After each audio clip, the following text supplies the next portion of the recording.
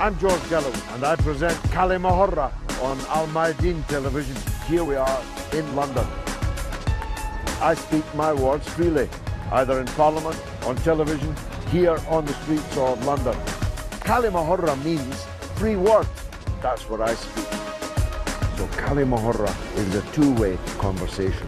Check it out on Al-Mayadeen television. Welcome to كلمة with me, George Galloway, on Al-Mayadeen television, coming to you from London, with, as always, an audience of distinguished experts and one or two enthusiastic amateurs like me. We're discussing the crisis in the Gulf. Once upon a time, people thought that crisis in the Gulf might just mean a bit of a contretemps between the tiny emirates in what was once upon a time Arabia. But now the crisis in the Gulf has as its epicenter the slaughter of Yemen.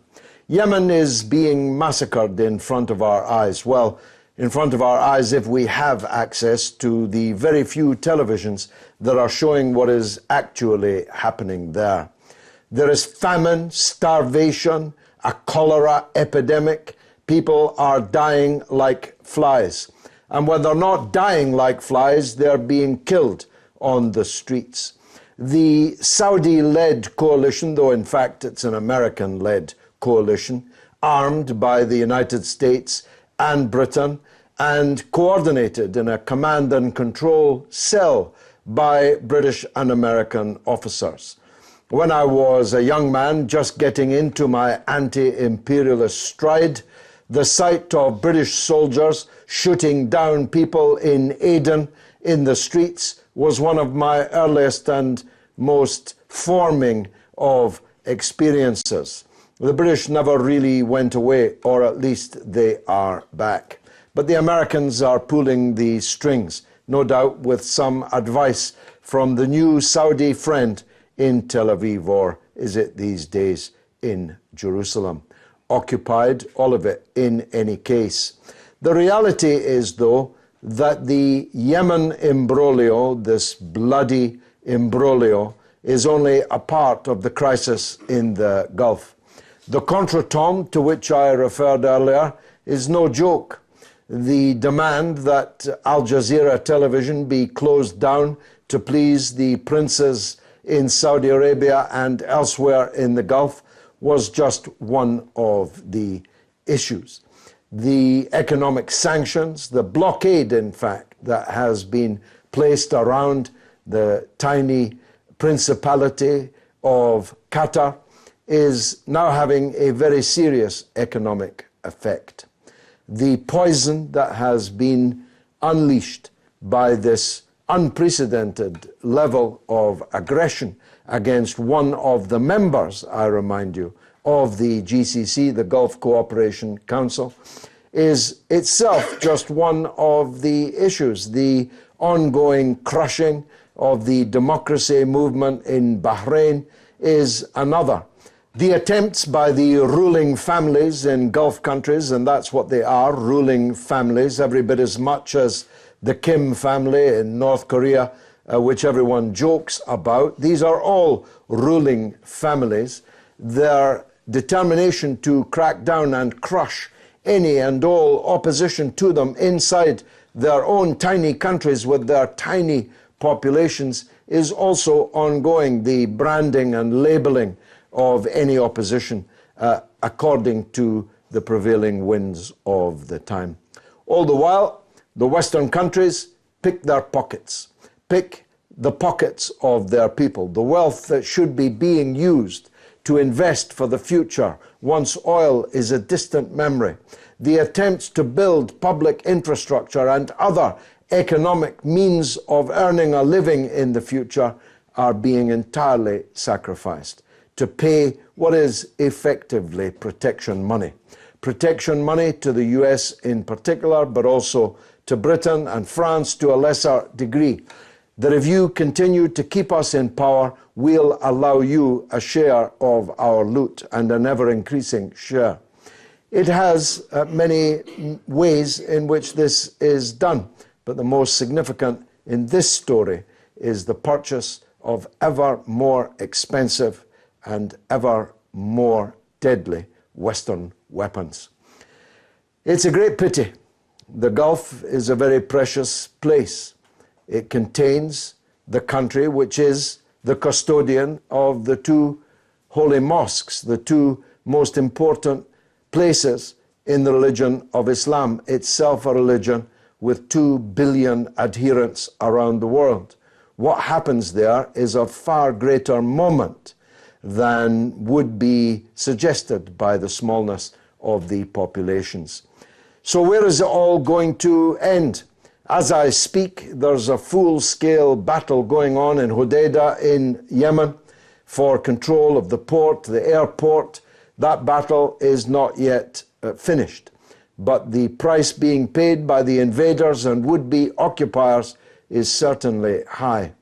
What attitude will the neighboring countries take if this slaughter continues in its current form?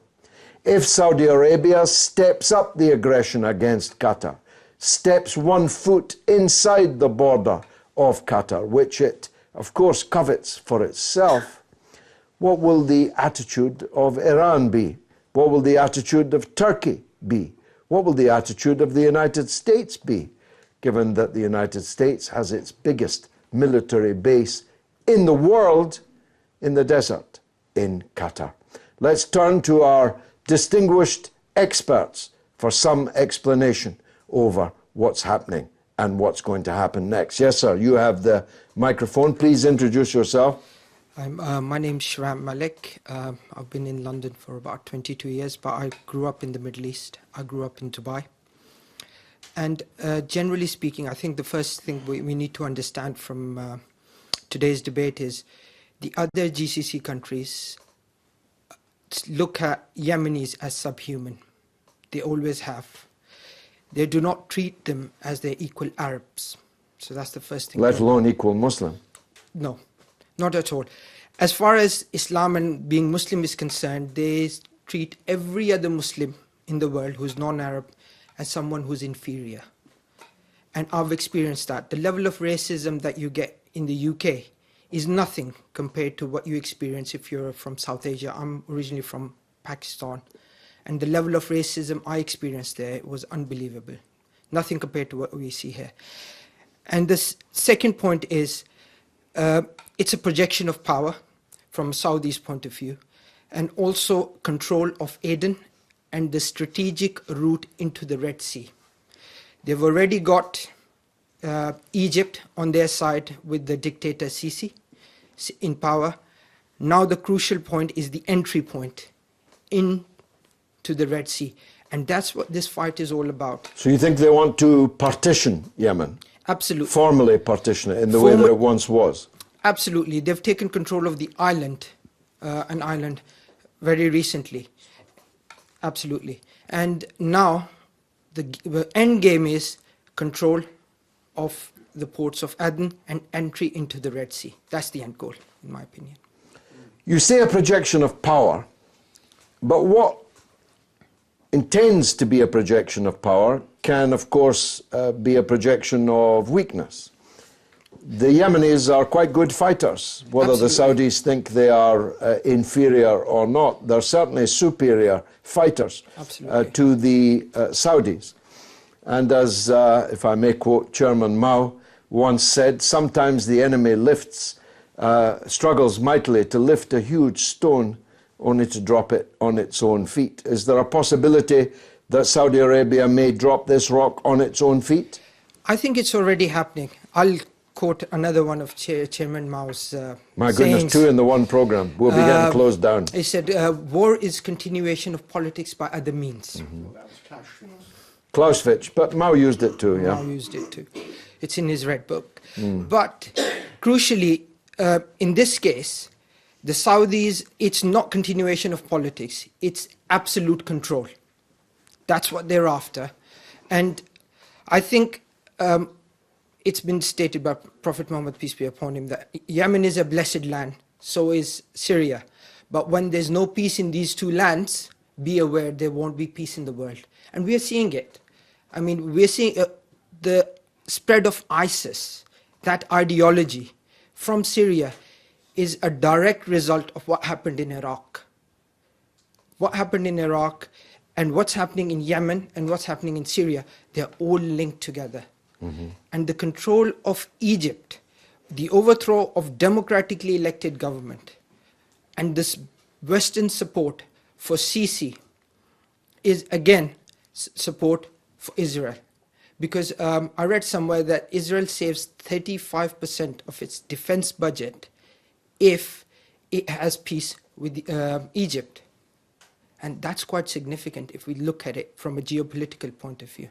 Well, it's been saving that for a long time now. Absolutely. But it wanted to continue to save that because ultimately when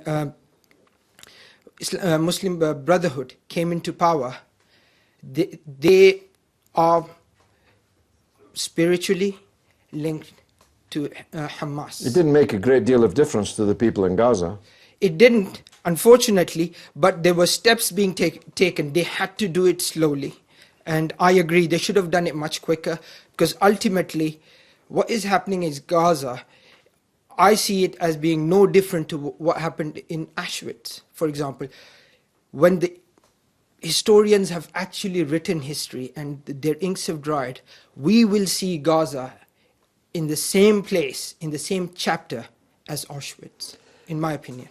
Professor Mohammed, let's go back to first base here. There was a lot of talk, I fell for it myself, that the Crown Prince, MBS, had been killed or at least injured in what was described as a drone incident at the Royal Palace, I think in Jeddah. One hears of all kinds of currents inside the Saudi royal family, jostling for position, for power, for revenge. And yet there I saw the Crown Prince at the World Cup sitting next to President Putin, watching Saudi Arabia do rather poorly in the football, I'm sorry to say. That has continued into the second game. They've lost again and are going home. Was this just wishful thinking on the part of those who predicted big political changes in Saudi Arabia? I think so. This is mostly wishful thinking because the existing royal family, the members of the existing royal family, there's no man who has the strength or the character really to confront. There's none, or none having enough house power. House power meaning, for example, in time past, Naif had a Secret Service and a Ministry of Interior, and he could rely on that in confronting his brothers for his own political directions, because he was anti-American for certain reasons. Salman did not have much house power being the governor of Riyadh, but later on, by stroke of luck, he became the defense minister, and then he has also, obviously, the army and also the royal guard on his side. Mit'ab has the National Guard. His father used to have that, but Mit'ab did not have the character and the strength. Actually, we have tweeted at that time, telling him, the turn is on you after Mohammed bin Naif was disposed of. Wake up and take destiny in your hand. And the stupid guy did not do anything. They came, obviously, to detain him. They couldn't rely on any local force. They detained him by Blackwater's Colombian, hired by Mohammed bin Zayed and Mohammed bin Salman. So nobody has real power, nobody has the real courage, and they are all shivering of fear. Even Walid bin Talal, who was quite relatively arrogant and putting his nose high and pretending to be one of the biggest business people in the world and the most sophisticated one, was forced really in the knees. And we have seen how they pay up and also to come in television and deny everything and so on. Obviously, under duress, you will do that. This is no problem, no blame. We know that. This is by necessity. But nevertheless, and now he is unable to move. And his family, I have some hints from some, they are all shivering. They are not even able to think what we can do. Could we have an external force financed? They have billions outside. They are not going with the. Why can't they buy their own Colombians? That's, for example, there are many other ways to take revenge, but they don't live in this world. Maybe you have heard the story of that daughter of Mohammed al-Rashid al-Maktoum, who tried to escape several times. One of her simple plans was to go to the Omani border. Which kind of simplicity? Where do these people live? If you go to the border, either the Omani send you back or the border guard will send you back. And that's exactly what happened. Second step, she went to India and they caught her in Bombay. And she's back now on the torture. They don't live in this world. They are not on planet Earth. They are on some another planet. So they're all wishful thinking. There's nothing was going to happen. What will happen, most likely, is that the big rock will fall on the feet of the Saudis, Alexander the Great, Mohammed bin Salman, regard himself as Alexander the Great, and he will fail in Yemen. Who is failing? The failing is ongoing. Well, we'll come back to that. Let me ask you a different question. You mentioned Mohammed bin Zayed there. This is one of the new developments. That whereas Sheikh Zayed was a wise old man who always sought mediation, conciliation. I talked many times with him. In a tribal way. I talked to him many times, 7, 8 times in the years before the last Iraq invasion and war.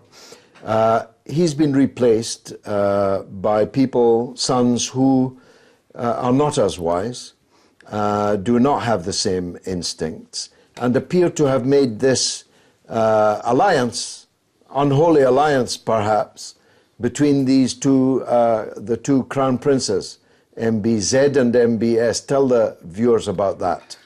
MBZ, the Mohammed bin Zayed, the son of Zayed himself, he is on record, as Al Jazeera has broadcasted, concerning the coup d'etat attempt in 96, 97, some 20 years ago. He's on record telling some of the coup d'etat participants when they told him, your father has given a promise. So all these promises are worthless in politics. And by the way, our father, mukharraf, is senile.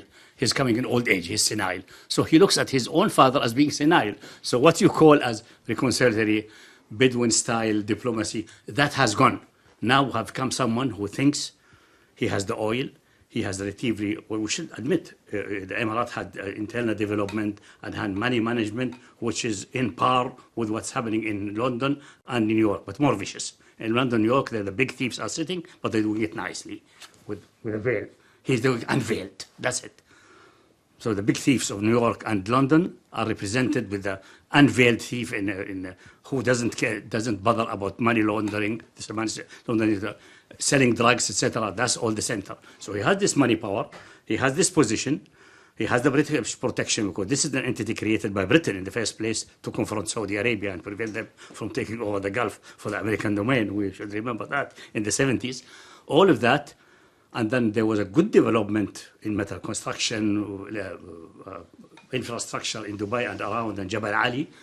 In the late 90s of the last century, he had enough strength and enough money accumulated. Actually, they have enormous reserves. They were able to buy Dubai and force it in the corner and buy its crown jewel, the Emirate Airlines. He felt, now it's time that I assert myself and put my policies. And it seems to be he has some odd relations with Mohammed bin Salman. Some people say he's holding some kind of videos. And usually there's if you have seen in the internet, Mohammed bin Zayed is shown holding a CD and looking at Mohammed bin Salman saying, I have the CD. God knows what the CD contains of scandals and things like that. And he's using that, plus obviously his superior age and his superior ability of mischief and trickery. Mohammed Salman is a naive. So you think the Emirates are the head of this? Yeah. And the battle about Hudaida and the taking over of their forces are heavily engaged. They're playing it and letting the Saudis die, and they die much less. They also keep posting advertisements about how much charity they're giving to the Yemen at the same time as destroying it. They know this. The classical trick of the Bedouins. Say XYZ. He hurts and cures. So they say, if you hurt, try to do a bit of curing. So you can fool the simple minded. And they know that the Arabs generally tend to be, in the average, more generous and religious and respect you for your charity and good deeds and generosity. And they play this card. They will not look behind the scene. I thought that it was the Americans, Blackwater, behind this attack on Hudaida. Oh, yeah, they've just hired the Emiratis. But Emiratis are the ones. But there are Emirati forces engaged also. This is a new era of belligerence, of coming out of the tent, if you like, and projecting the power that they imagine. Yes, but without Eric Prince, there couldn't be any war in Hodeida, the Blackwater. They seem to be the people behind the war. The Americans Blackwater have their footprints over all of this story inside Saudi Arabia and also in Yemen, as they previously had in Iraq. And they've got the Americans to tie up with the Chechens in Hodeida. Yes, well, we're going to deal in more depth with the Yemen war itself. Mohammed, I just want to ask you one final question, if I may, with a very brief answer. Are the Saudis going to win in Yemen, in your view? No, and concerning Blackwaters, it's actually an American invention. In Iraq, Blackwaters and Co., they're the one who died and suffered 50,000 dead, but they were not on record because they are not soldiers. They're not American citizens, so they are discounted. No was the answer I was looking for. We'll explore that after this break.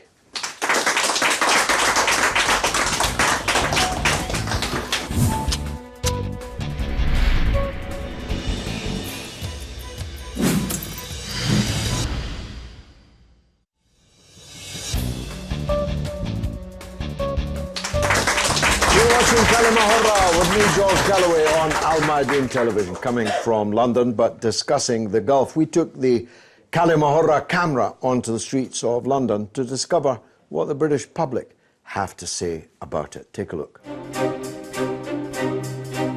You think that isolating Qatar has reduced the number of terrorist attacks in the region?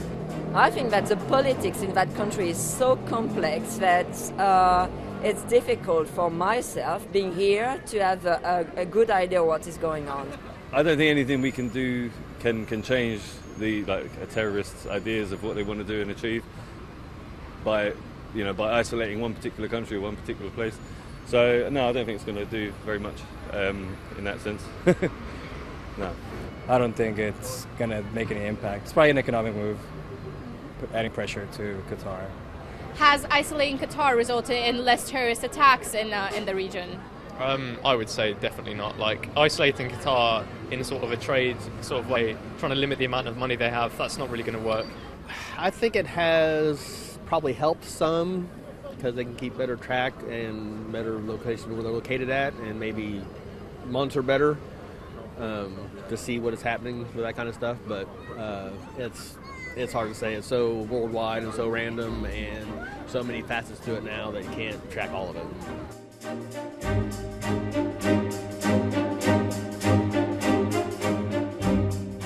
Where do you think that Europe stands in the Gulf crisis at the moment? I think Europe doesn't have a clue.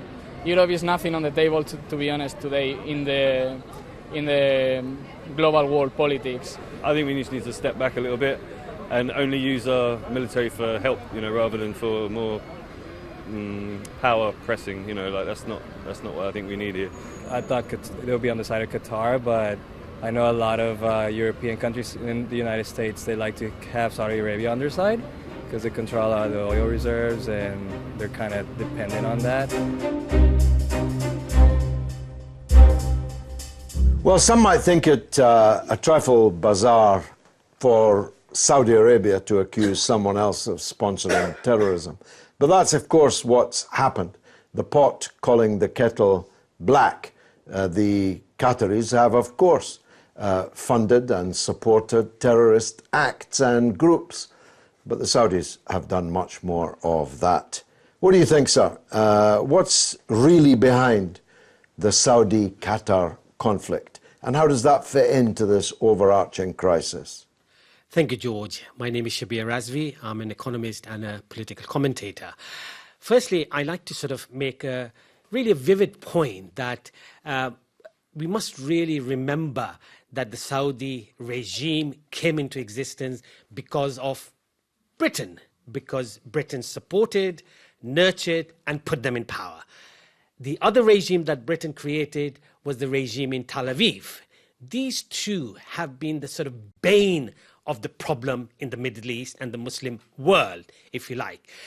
People come out demonstrations on Quds Day against the occupation of the holy site in Israel. But we also need to liberate the two most holy sites, Mecca and Medina, from the Saudi regime. The trademark of the Saudis since its inception has been plunder and pillage.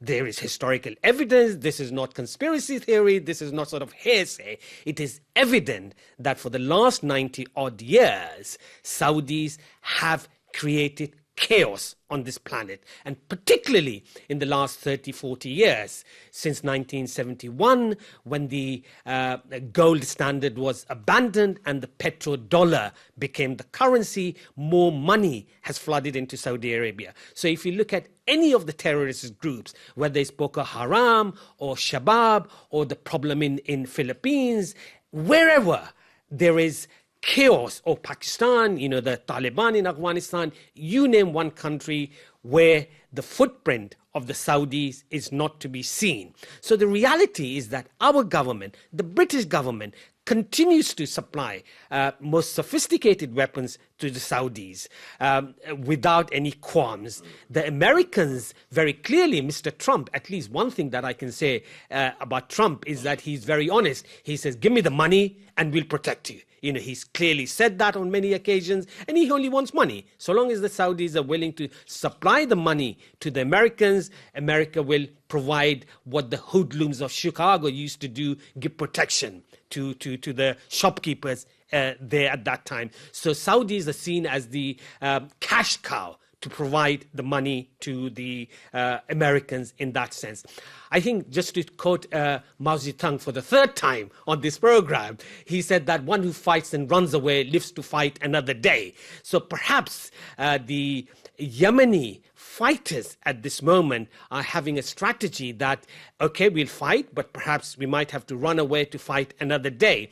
And you must remember that back in 1934, for a brief period, Hodeidah was under the occupation of the Saudis, and they had to relinquish that for the last 60, 70 years. So, like my learned friend here said, that Saudis are not likely to win in Yemen. Yes, they will create pillage and plunder and kill the human beings at that in the whole of Yemen. But the reality is that Saudis are on the wrong side of history. There is no doubt at all. People will say, okay, Israel has been there for 70 years, the Saudi regime has been there for 80, 90 years. But this is really blink of an eyelid in a historical perspective. It may not happen in my lifetime, but certainly I can see that within the next 20, 30 years, there will be no Saudi regime, there will be no sort of Zionist regime in Palestine. And the reality will be that people will be liberated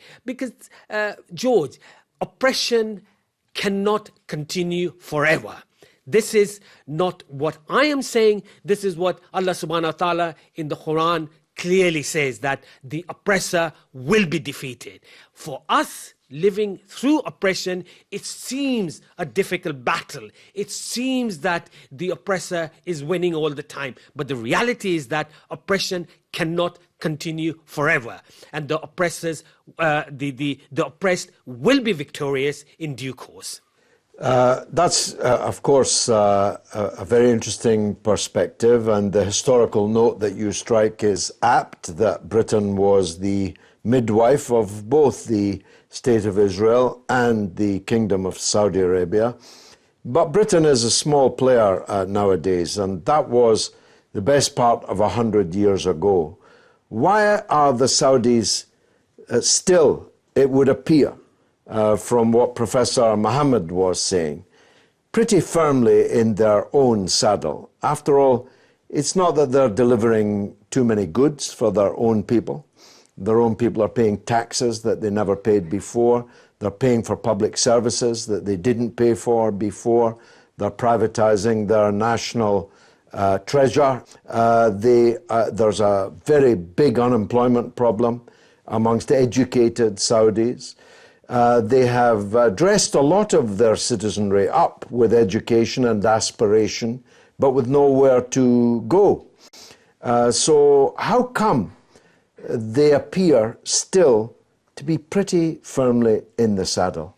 I think the word that you've used, appear, superficially, things may look hunky-dory, but the reality, as the professor and my other friend earlier said, that what looks outwardly stable, the reality is that historically monarchies have intrigues, palace intrigues go on. Historically, in a monarchy system, the father kills the son will kill the other brother to occupy the position Well, even of power. more in this case, because it's not father to son. It's not ordinarily anyway. It's passing along lines, going up and down.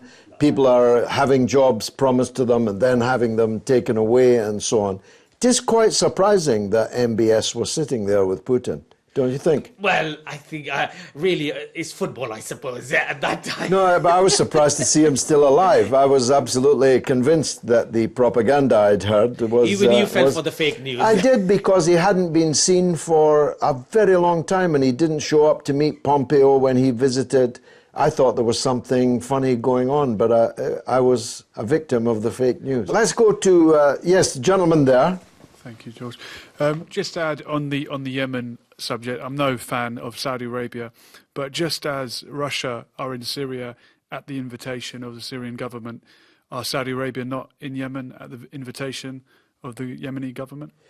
Well, no, there is no Yemeni government as such, and in fact there were two contenders for the throne, if you like, the presidential chair. Both of them were long-term allies of Saudi Arabia. In fact, when Ali Abdullah Saleh, now deceased, was first overthrown and horrifically burned in a military attack on his palace, he went to Saudi Arabia to be fixed up. So the attempts of the Saudi propaganda machine is to, first of all, pose this as a Sunni-Shia battle, as a legitimacy-illegitimacy battle, but that's all nonsense. Neither of the two presidents who were vying for power had any real popular legitimacy at all. And it's not a proxy war, an Iranian... Well, that's an interesting issue that we need to explore. They say it's as part of the Sunni-Shia dichotomy. What they mean by that is Iran. But Iran seems to be doing virtually nothing to assist the people being slaughtered in Yemen. Seems to me if they were behind this uprising, they're not doing a very good job of it. The ability of Iran in its current circumstances to make a military intervention is, of course, very, very limited. And the Iranian leadership made clear just a few days ago that they were not planning on any military intervention, though, of course, everything's in a state of flux. Let's go to this gentleman here. Thank you. مساء الخير. أنا غيث التميمي رئيس المركز العراقي لإدارة التنوع. تصوري إذا أردنا أن نقف على جوهر الأزمة الخليجية هو محاولة السيطرة على الراديكالية الإسلامية والتوحش اللي صار يتنامى بشكل فقدت القوى المؤثرة أو التي تكاد تكون مؤثرة على الجماعات الجهادية، قدرتها على التحكم بهذه الجماعات. هو السيطرة على هذا التغول الجماعات الجهادية الإسلامية هو الحقيقة جوهر الأزمة الخليجية. العربية السعودية طبعا هذا الهامش من الاقتصاد، مشاكل التمويل، الفلوس، التبادل التجاري والمالي مع الأمريكان وغيره، هذا هامش، لأنه بالنتيجة العربية السعودية أو منطقة الخليج هي منطقة منتجة للنفط، ولكن هي منطقة استهلاكية مو منطقة صناعية.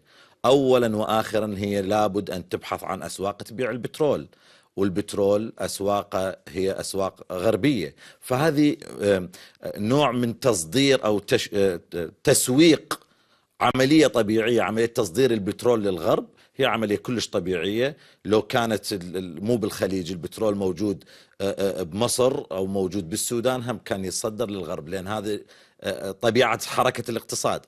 لكن جوهر الأزمة بالحقيقة هو السيطرة على الجماعات الجهادية.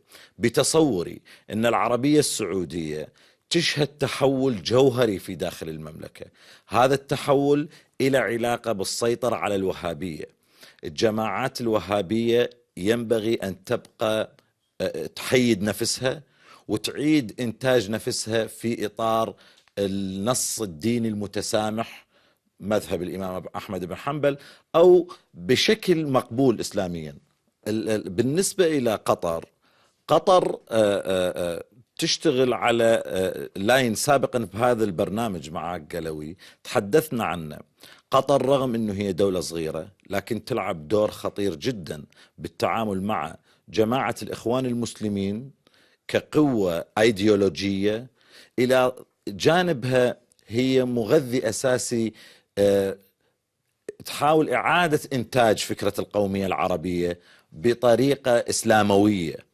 لذلك هي كانت محرك أساسي وممول أساسي ومغذي مهم للحركات الجهادية من جهة، إضافة إلى الحركات الإسلام السياسي السني في المنطقة. السعودية شعرت نفسها بدأت تفقد قدرتها على التأثير الجاد والفعلي بالمنطقة، لأنه السعودية يهمها أن يكون الإسلام موجود بالمنطقة، لكن ينبغي أن يكون إسلام طقوسي، إسلام تدين، مو إسلام تنظيمات سياسية أو تنظيمات جهادية. لأن التنظيمات الجهادية والتنظيمات السياسية بالحقيقة ما تأخذ مكة مصدر إلهام روحي، إنما تأخذ الشريعة والقرآن وتروح تأسس بدول حيثما تكون الجماعات الإسلامية. فشل تجربة داعش في العراق، في سوريا، هو النقطة المفصلية اللي فجرت الخلاف بين السعودية وقطر، لأنه كان التعويل أن تنجح تجربة إقامة دولة إسلامية، دولة خلافة إسلامية في المنطقة بشكل وبآخر، وتفرضها عوامل سياسية وعوامل ضغط معينة. وهذه كان من مصلحة الإخوان المسلمين تنجح تجربة في مصر فيظهرون كقوة اعتدال إذا ما قيست إلى داعش. لكن فشل تجربة الإخوان في المسلمين في مصر، فشل تجربة داعش في سوريا والعراق، هذه العوامل كان لها الدور الرئيسي في تفجر الخلاف بين قطر والسعودية. There'll be more of this after the break.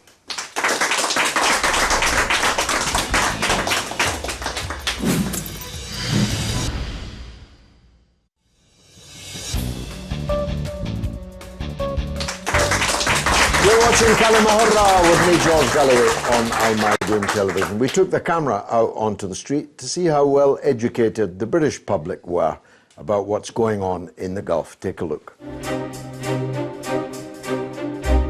Do you think that the presence of Saudi Arabia in the Middle East has brought any benefits with it? Like, do you think they influence any countries positively? I think they play this two-faced role in the region, right? They try to play this, I'm a Western friendly country, but at the same time, they're kind of feeding into the old traditions and the oppression that kind of creates a lot of radicalism, which eventually feeds into terrorist groups and other stable kind of groups and other countries that makes them more unstable. Well, the influence is there, obviously. There is a war in the Middle East. There are many parties in that war. Some of them are supported by US, some of them are supported by Russia. In some cases, like ISIS, Russia and US are together. In some other cases, not. But Saudi Arabia has a lot of influence, yes. So what benefits do you think have arisen from the growing Saudi Arabian presence in the Middle Eastern region? Them saying that Saudi Arabia's presidency, is it a presidency, is it, or somebody's getting involved? I think it's probably more just on paper, to say that they're trying to do something, but I don't think it's really I don't think it's going to make much difference, to be honest. That I'm not really sure. I mean, they seem to have been pretty good allies to us in the past, so it could be a thing where they may become a calming effect or stabilizing things a little bit. showing that things need to be as radical or as bad as some of the extremists tend to promote.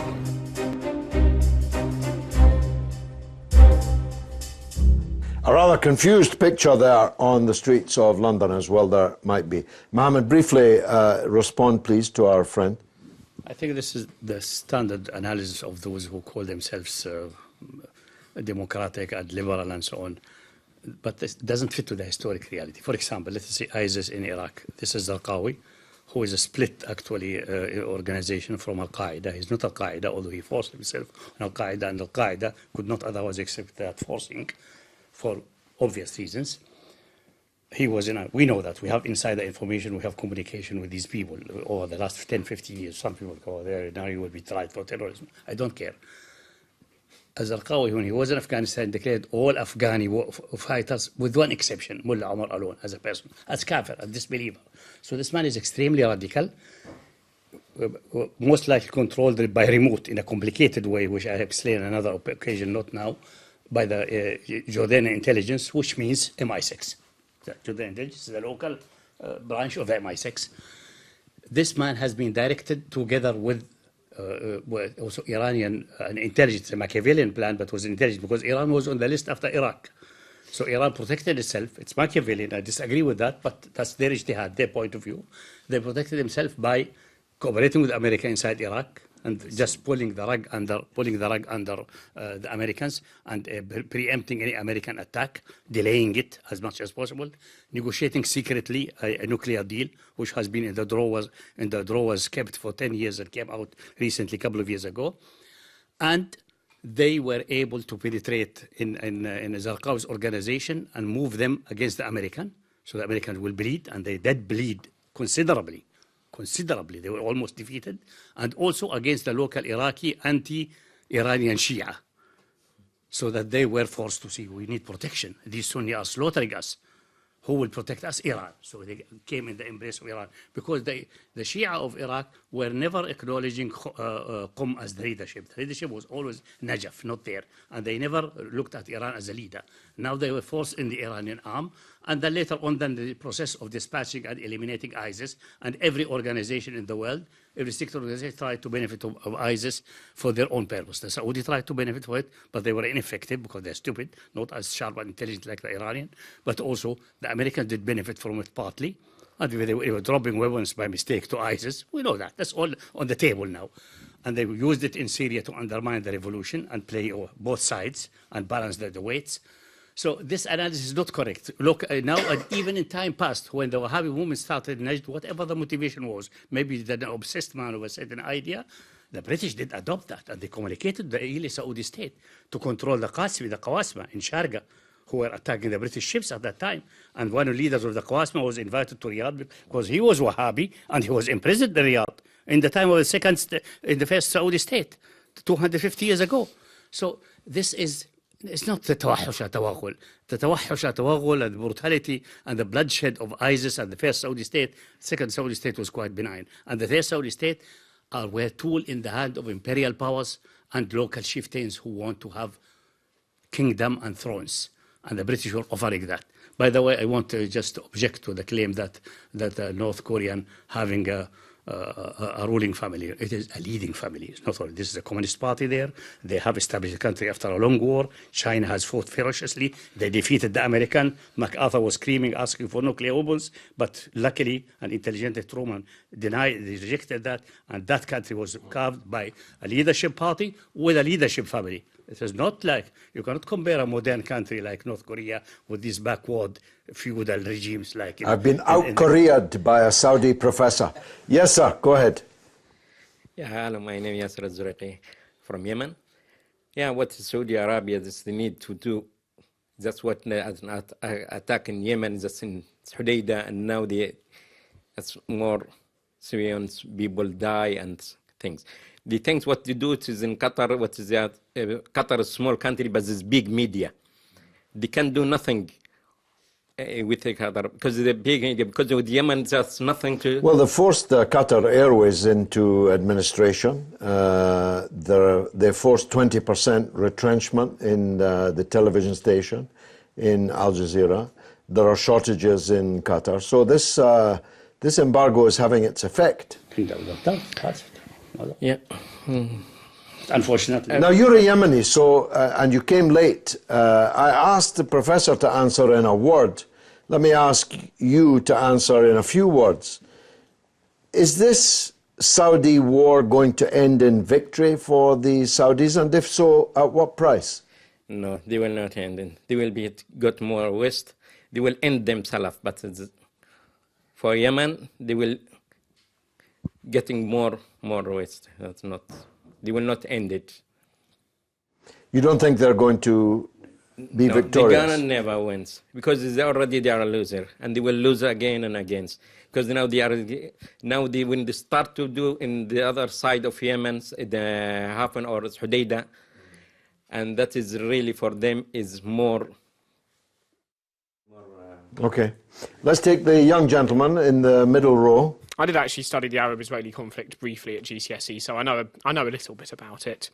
I think one of the most recent historical events that I think probably explains the Saudi grudgery against the Yemenis is that their government did actually support Iraq during the Gulf War, and it was the only other Arab country, apart from Iraq itself, to support Iraq.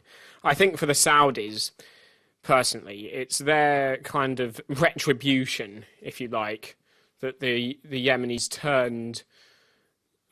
basically turned against their interests, and I think that that one thing is certainly going to define that grudgery. I mean, of course, it's going to kick back and forth because the Yemenis are not going to forgive the Saudis too readily for what they've done to their country.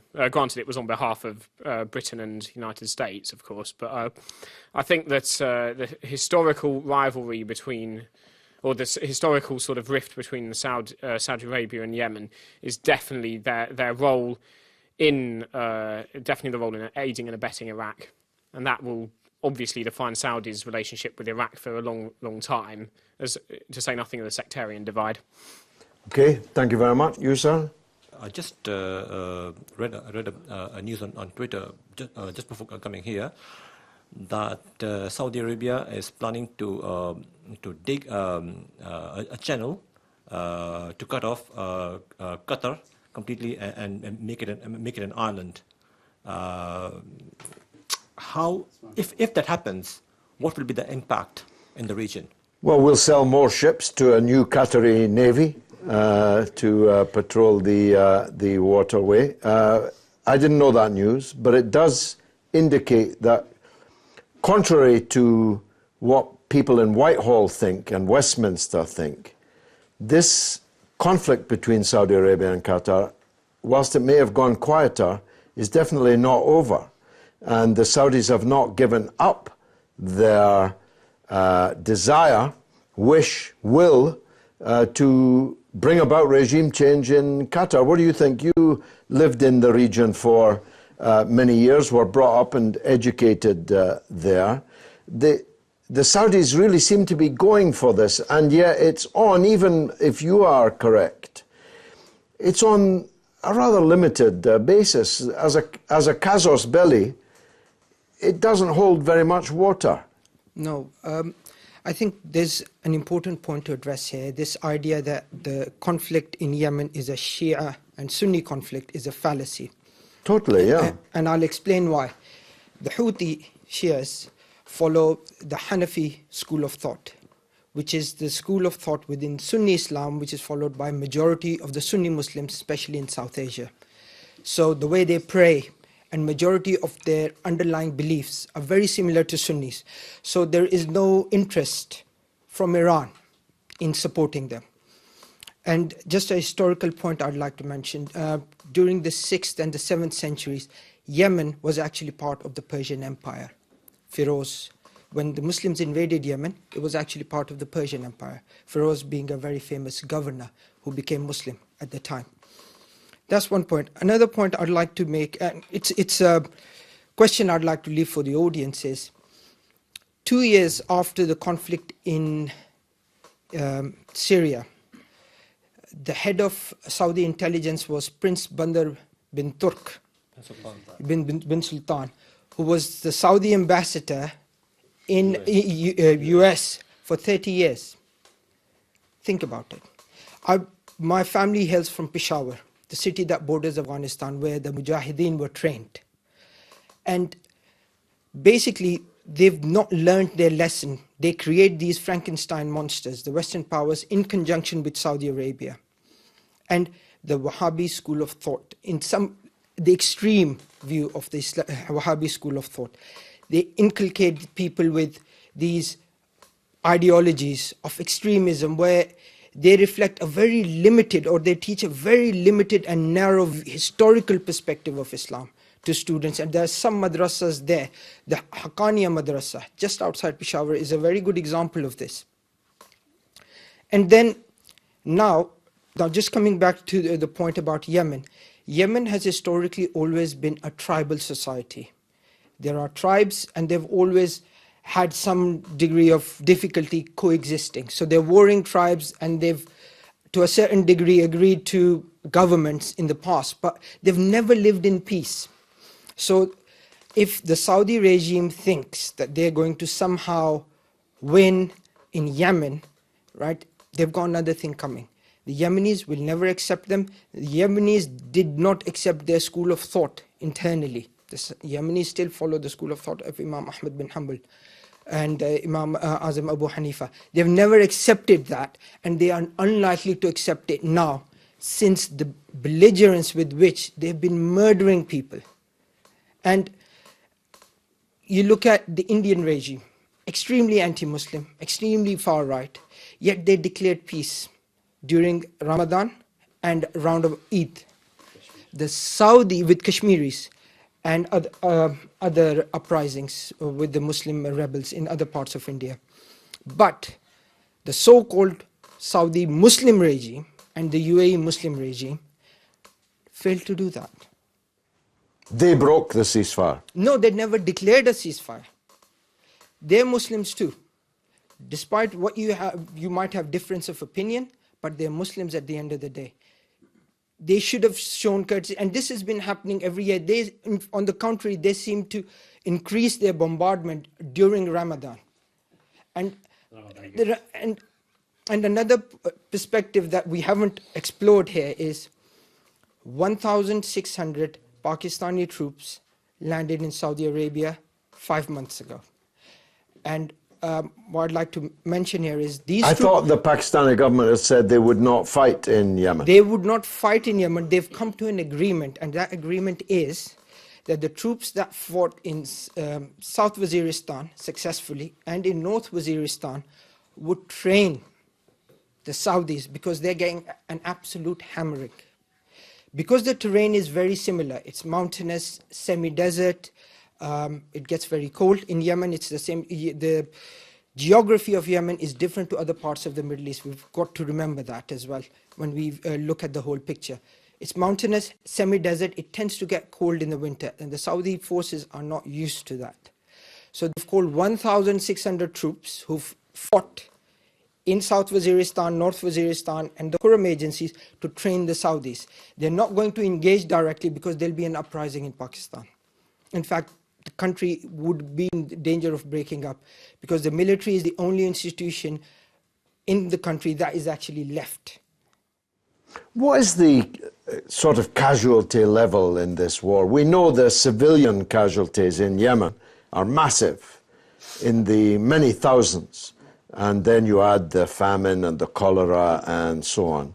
But amongst the fighting forces, what level of attrition is there? Very high. Is this a simple and direct answer?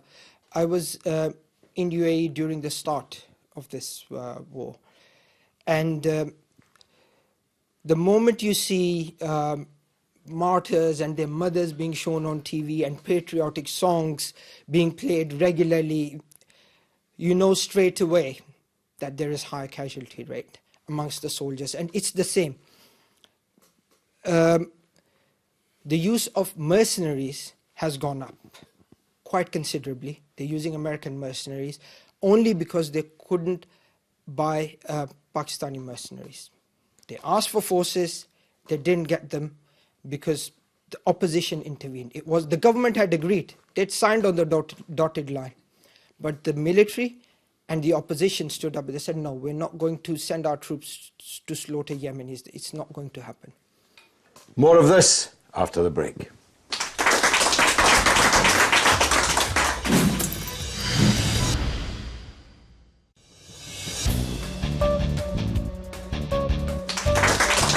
You're watching كلمة on Al-Mayadeen television with me, George Galloway, talking about the crisis in the Gulf, which grows ever deeper. The crisis between Saudi Arabia and the Emirates and other principalities and the Principality of Qatar, but most deeply, waist deep in blood in Yemen.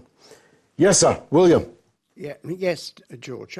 My name is William Spring.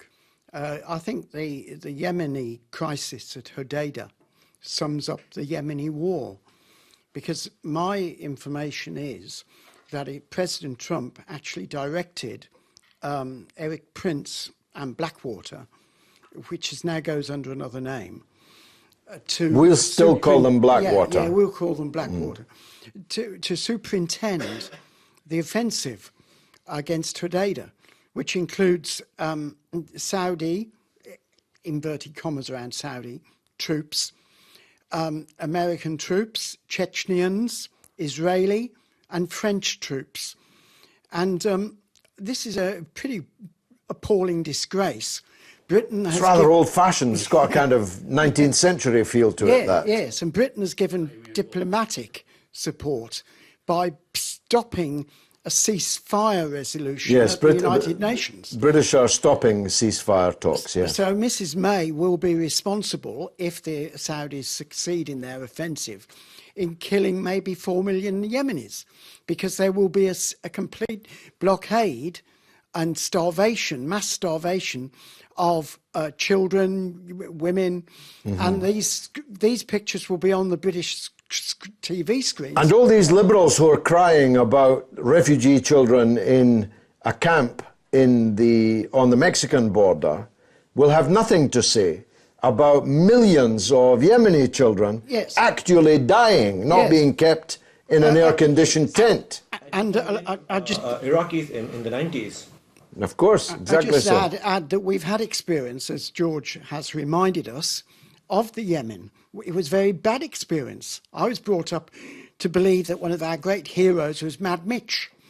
I remember him well, yes. He was commanding a Scottish regiment. Yeah, down in Crater.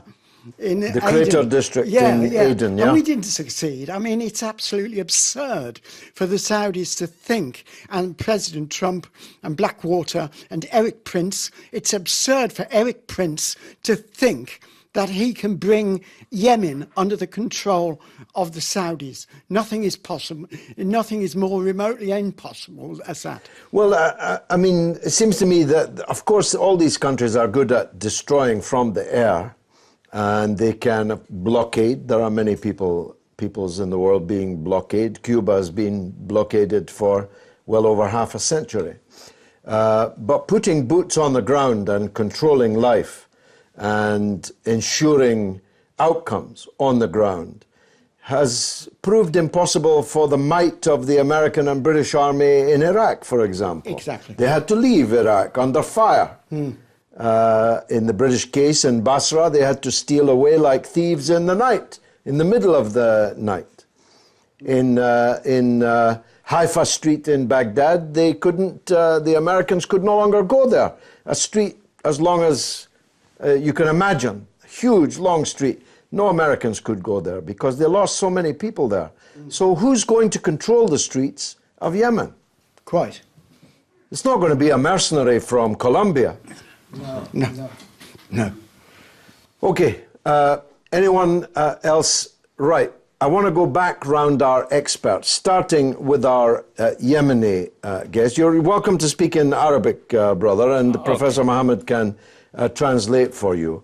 I'm just trying to establish whether this is wishful thinking on my part and William's part, or whether we could wake up in the next day or two and discover that the port has fallen, the airport has fallen, the Saudi coalition are there, and they succeed in at least partitioning Yemen.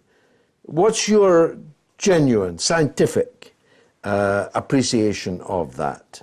كما قال الأخ الجمامي قبل شوية، خلقت الفتنة السعودية ما بين مدارس الوهابية، ما بين سنة وشيعة، وكنا لا نعرف لا سنة ولا شيعة في الذات. أنا أمي زيدية وأبي من الجنوب زريقي، يعني يعود إلى المناطق الوسطى، شافعي، وأمي من بيت البخيت الحدا معروفين أقربائنا زيدية.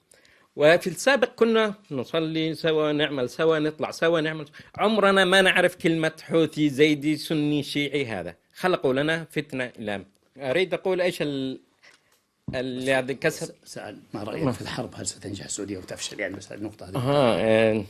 لا، السعودية فاشلة أكيد، يعني هذا يعني مؤكد وحتما في القريب، حتى تخلص تحلب البقرة، يعني ترامب يخلص يحلبهم، في النهاية يأتي وقتهم. وماذا استفادت من حربها في اليمن؟ والشيء الآخر اللي أريد أقوله، ماذا استفادت من حصار قطر كذلك؟ Let's take the gentleman next to you first. No, next to you. شكرا.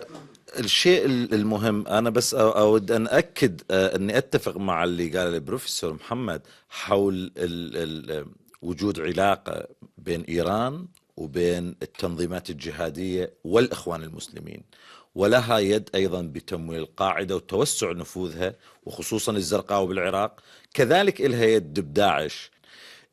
هذا لا ينفي بأنه الفكر الفقه اللي كانت تعتمد داعش هو فقه وهابي سلفي وسعودي، يعني بالنتيجة مدارس سعودية، لكن الأيديولوجيا اللي كانت تغذي الشباب وتعبئهم هي أيديولوجيا الإخوان المسلمين.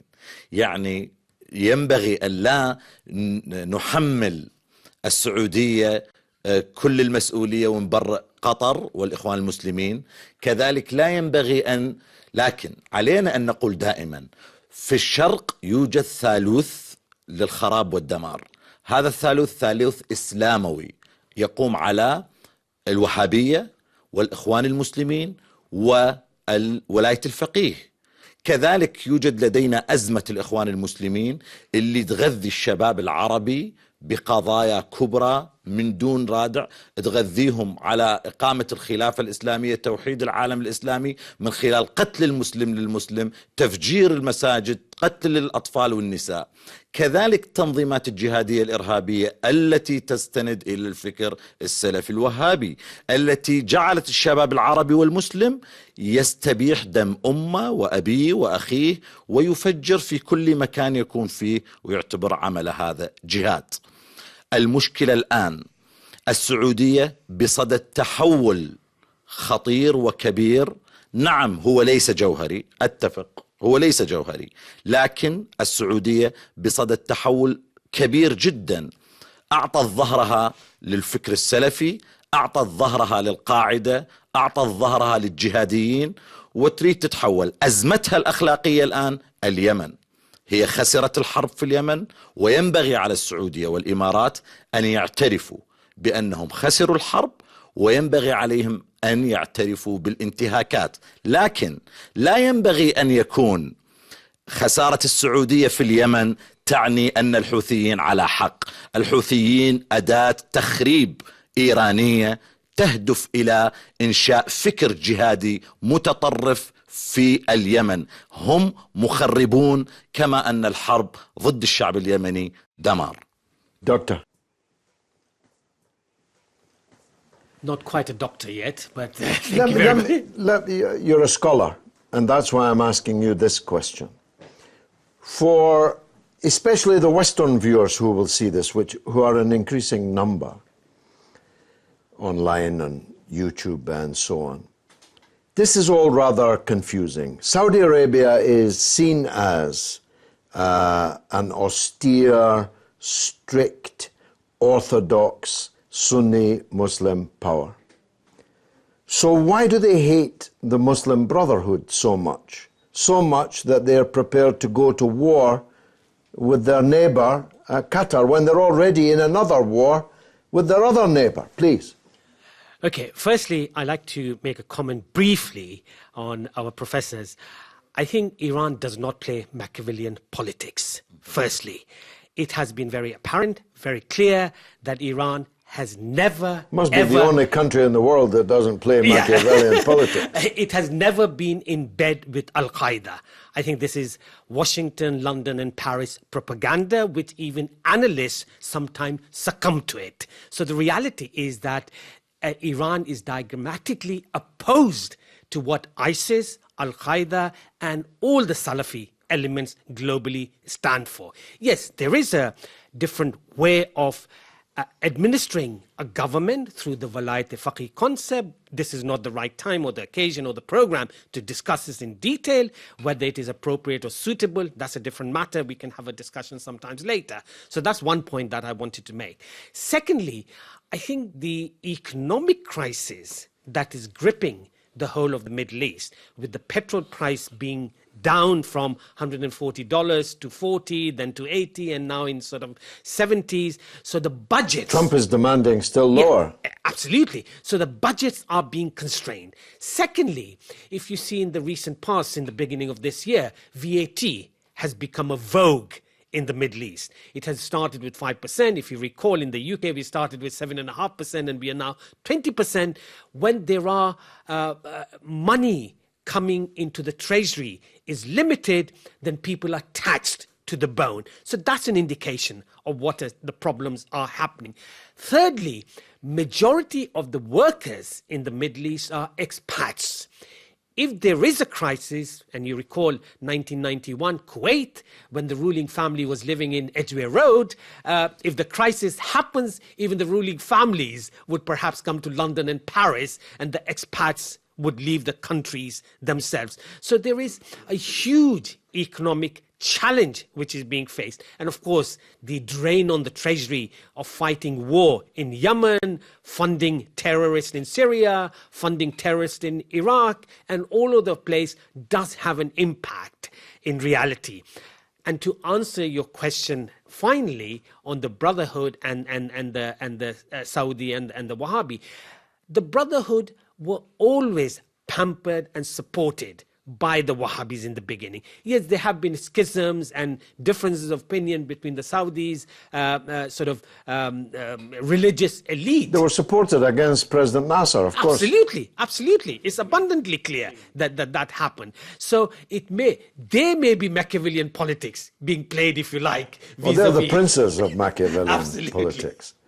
It is, though, still somewhat surprising that two countries next door with the same kind of tribal makeup, both filthy rich at the top, but with problems down below, that they are ready to dig a moat, as someone just pointed out on Twitter, literally dig a moat around each other, fill it with water and declare you an island.